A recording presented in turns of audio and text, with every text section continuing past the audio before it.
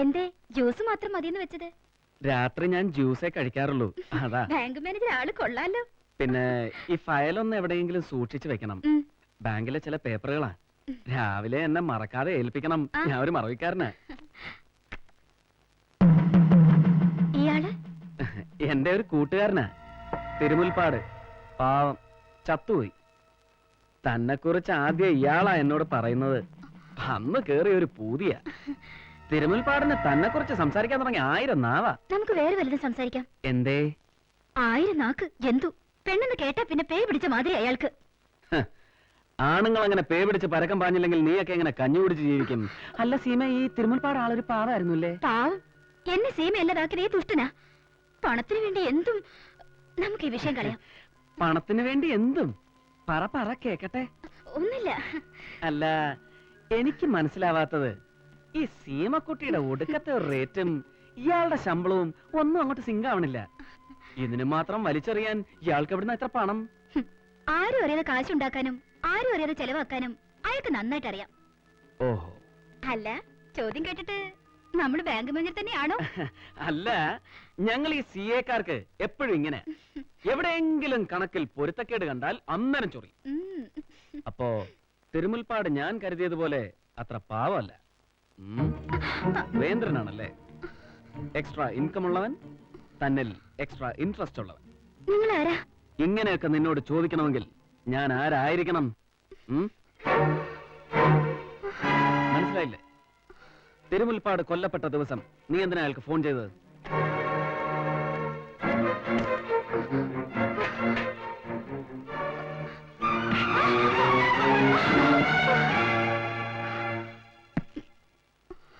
ഒന്ന് വിളിച്ചാൽ ഓടി വന്ന് സഹായിക്കാൻ സീമാ രഘുവിന് എന്റെ മുകളിൽ ഒരുപാട് ആരാധകരുണ്ടെന്ന് എനിക്കറിയാം.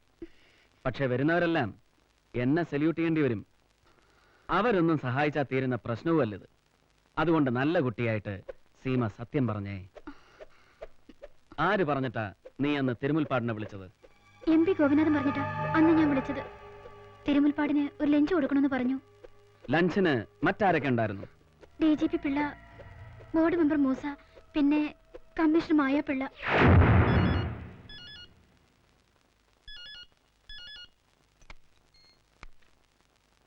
ഹലോ, ശരിയാണോ? നീ സത്യമാണ് പറയുന്നത്? സാറേ, സീമയുടെ വീട്ടിൽ കയറ്റി വാതിലും അടച്ചിട്ടാ ഞാൻ വിളിക്കുന്നത്. ആരും അറിഞ്ഞിട്ടില്ല. അവനെ അവളുടെ വീട്ടിലിട്ട് എന്നെ പിടിച്ച് തൊലി ഉരിയണം. ആ ഗേറ്റ് പുറത്തുനിന്ന് പൂട്ടിയേക്ക്. എന്നിട്ട് നാളെ അവളെ അവനെയും തുണിയില്ലാതെ കോടതി ഹാജരാക്ക്. ബാക്കി ഞാൻ ഏറ്റു. താൻ പോണ്ടേ? ശരി സാർ. റെയ്ഡ് ചെയ്യുമ്പോ സാക്ഷി വേണം. താൻ ആ മായാപ്പിള്ളയെ കൂടെ വിളിച്ചു പറ. അവന്റെ തനതിൽ അവൾ നേരിട്ട് കാണട്ടെ. പെട്ടെന്ന് വേണം കാര്യങ്ങള്. മുസേ, നമ്മുടെ പിള്ളേരെയും കൂടെ കൂട്ട്. എങ്കിലേ റെയ്ഡിനൊരു സുഖം വരൂ. തിരുമുൽപ്പാട് ലഞ്ച് കഴിഞ്ഞ് എപ്പ പോയി? 4 മണി വരെ നിന്നു. പിന്നെ ഇറങ്ങി പോകുന്നത് കണ്ടു.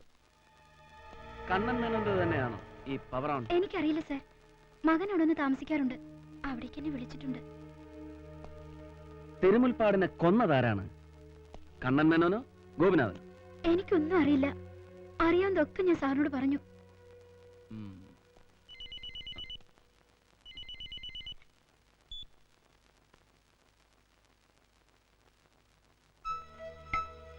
നിന്നെ ഒന്ന് ചോദ്യം ചെയ്തപ്പോഴേക്കും കാക്കക്കൂട്ടിൽ കല്ലെറിഞ്ഞ പോലെ കാക്കിപ്പട ഇളകി മറിഞ്ഞു വരുന്നുണ്ട്. നിന്റെ ഒരു യോഗം. വരട്ടെ.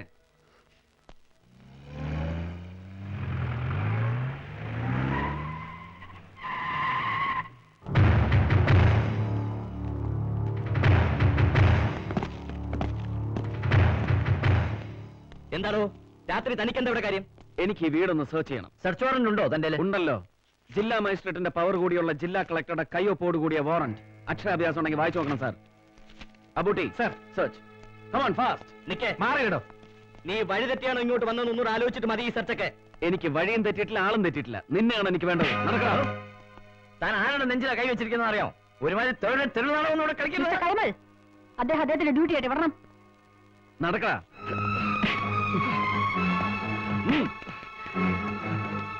Take it.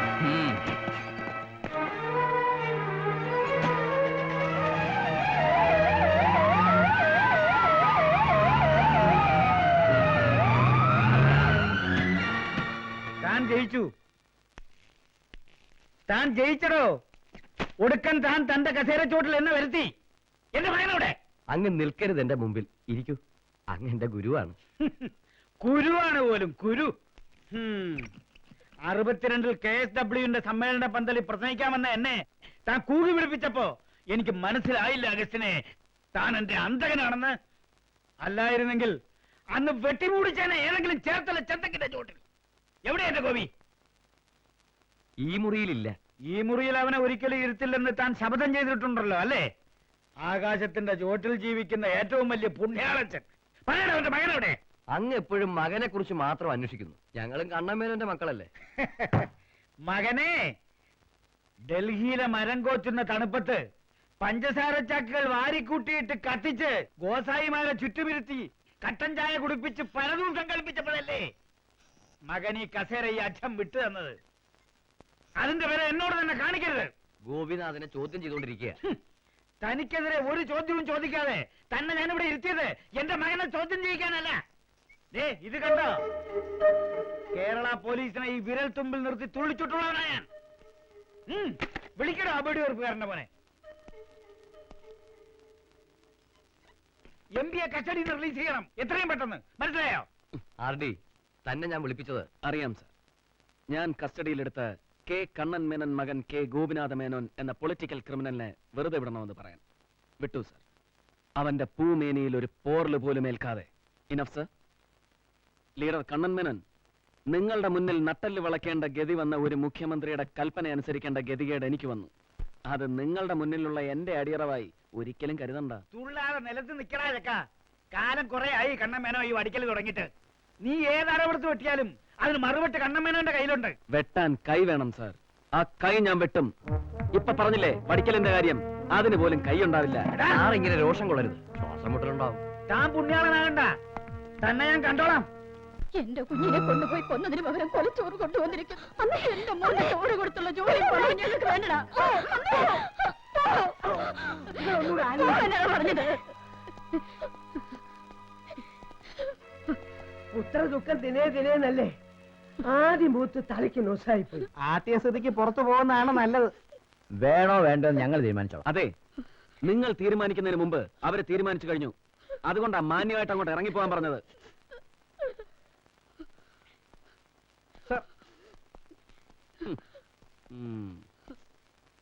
എന്തിനാ അവര് വന്നത്? ഇലക്ട്രിസിറ്റി ബോർഡിൽ എനിക്കൊരു ജോലി ഓഫർ ചെയ്തിരുന്നു. ആദ്യമേ തന്നെ ഞാനത് വേണ്ടെന്ന് പറഞ്ഞതാ. എഴുതി കൊടുക്കുകയും ചെയ്തു.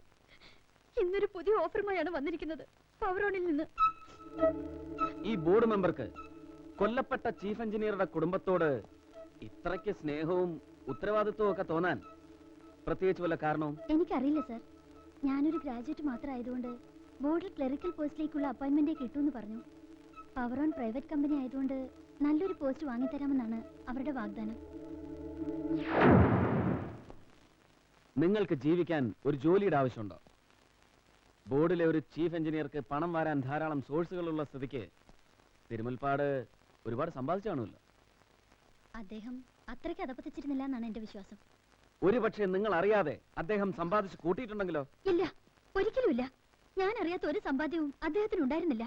ശരി, നിങ്ങൾ അറിയാത്ത ഒരു സമ്പാദ്യവും അദ്ദേഹത്തിന് ഉണ്ടായിരുന്നില്ല എന്നുറപ്പുള്ള സ്ഥിതിക്ക് ഈ ലോക്കർ കീയെ കുറിച്ച് നിങ്ങൾ തീർച്ചയായും അറിഞ്ഞിരിക്കണം. വേണ്ടേ മിസ്സസ് തിരുമുൽപ്പാട്? ലോക്കറോ? ആ, ഏത് ബാങ്ക് ലോക്കറിന്റെ കീ ആയത്? ഇങ്ങനെ ഒരു ലോക്കറിനെ പറ്റി എനിക്കൊന്നും അറിയില്ല. ഈശ്വരനാണ് സത്യം, എന്നെ വിശ്വസിക്കണം. നിങ്ങളെ വിശ്വസിക്കാൻ ഒരുപാട് ബുദ്ധിമുട്ടുണ്ട്. നിങ്ങളുടെ പണമോഹത്തിനും ആർഭാട ജീവിതത്തിനും വേണ്ടി നിങ്ങൾ തിരുമുൽപ്പാടിനെ കൊണ്ട് കൈക്കൂലി വാങ്ങിപ്പിച്ചു. നിഷേധിക്കാൻ പറ്റുമോ? എനിക്കൊന്നും മനസ്സിലായിപ്പോ. ആദ്യ അന്വേഷണത്തിന് വന്ന കമ്മീഷണറേക്കാൾ ഒട്ടും മോശമല്ല അസിസ്റ്റന്റ് കമ്മീഷണറും. നിങ്ങൾക്ക് ആരെയൊക്കെ രക്ഷിക്കണം. അതിന് ഇതുപോലെയുള്ള കള്ളക്കഥകൾ ചവച്ചുണ്ടാക്കി സത്യം മറയ്ക്കാൻ ശ്രമിക്കുകയാണ്. ഈ താക്കോൽ ഞാൻ ഉണ്ടാക്കിയ കള്ളക്കഥയല്ല. തിരുമുൽപ്പാട് മരിക്കുമ്പോൾ അയാളുടെ ദേഹത്തുണ്ടായിരുന്നു ഇത്. ഇതൊരു ലോക്കറിന്റെ കീ ആണെന്ന് തെളിഞ്ഞത് ഇന്നാണ്. ഈ ലോക്കർ കീയെ കുറിച്ച് നിങ്ങൾക്കൊന്നും അറിയില്ലെന്ന് പറഞ്ഞത് തൽക്കാലം ഞങ്ങൾ വിശ്വസിക്കുന്നു. മറിച്ച് ആ വിശ്വാസം തകർത്താൽ you will suffer very badly. Abootty,